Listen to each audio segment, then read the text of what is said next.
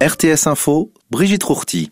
La pandémie montre l'importance des activités physiques. L'OMS a dévoilé hier soir de nouvelles directives qui demandent notamment aux sédentaires, parmi lesquels figurent les personnes en télétravail en raison du Covid, davantage d'efforts. Près de 5 millions de décès pourraient être évités chaque année si la population était active.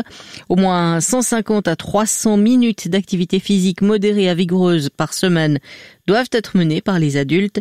Chaque mouvement est bon pour la santé et empêche des maladies non transmissibles, a déclaré un responsable de l'Organisation mondiale de la santé. Donald Trump a annoncé hier avoir accordé une grâce à son ancien conseiller à la sécurité Michael Flynn, le premier de ses proches mis en cause dans le cadre de l'enquête russe, un geste qualifié d'abus de pouvoir par les démocrates. L'ancien général de 61 ans avait plaidé coupable en 2017 d'avoir menti à la police fédérale au sujet de ses contacts avec un diplomate russe. Sa peine n'avait jamais été prononcée en raison de nombreux rebondissements dans cette affaire extrêmement politisée. Joe Biden a averti que les Américains n'accepteraient pas que sa victoire à la présidentielle ne soit pas respectée, tandis que Donald Trump continuait de crier sans preuve à la fraude, appelant ses partisans à inverser le résultat du scrutin. Pourtant, un à un, les États clés certifient leurs résultats et les recours en justice de l'équipe du républicain échouent, mais rien n'y fait. Donald Trump continue de nier publiquement sa défaite. La commission judiciaire de l'Assemblée fédérale est toujours à la recherche d'un procureur général de la Confédération. Elle a écarté hier les deux candidats en lice et décidé de remettre le poste au concours. L'élection est reportée au printemps. Le procureur général genevois Olivier Jornaud et le procureur fédéral fribourgeois Andreas Müller s'étaient tous les deux lancés dans la course à la succession de Michael Lauber et étaient prêts à reprendre les rênes du ministère public de la Confédération, mais ils n'ont pas réussi à convaincre au terme d'une procédure d'évaluation externe et de 2 auditions.